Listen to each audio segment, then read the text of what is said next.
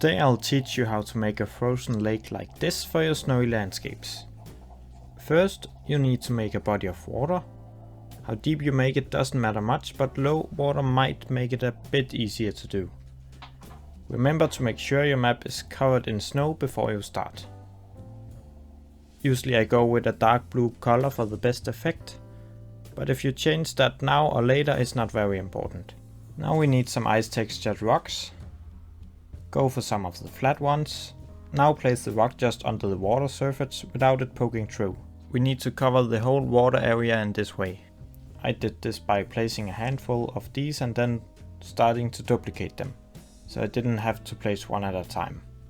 But do this the way you find it the easiest. If you want to cover the area completely or leave some spots open is a thing you can try to play around with yourself. For this enclosure I wanted it to be completely covered since I got an open water area elsewhere in the habitat.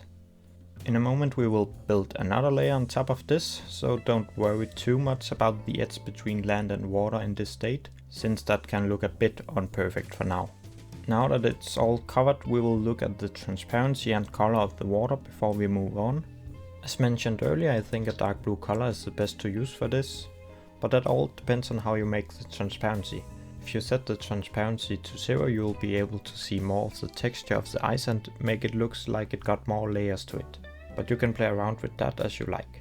Now we are going to build another layer on top of this, which will be poking through the water's edge. The easiest thing to do here is to start by selecting a random bunch of rocks and duplicating them. With this layer it is more important to use different shapes of stones. This layer will make it look like snow has fallen on top of the frozen lake.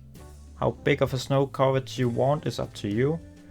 Maybe try to look up some pictures on Google or think about why some of the snow has disappeared, since the lake isn't totally covered by snow anymore. Maybe an animal has been walking around on top of it a lot, or the sun has melted parts of the thin layer of snow away. Of course it might be realistic in some cases to have the lake completely covered in snow, but if we do this then we won't really be able to tell that there is a lake here. Then we might as well just skip adding water on the lower level of ice in the first place.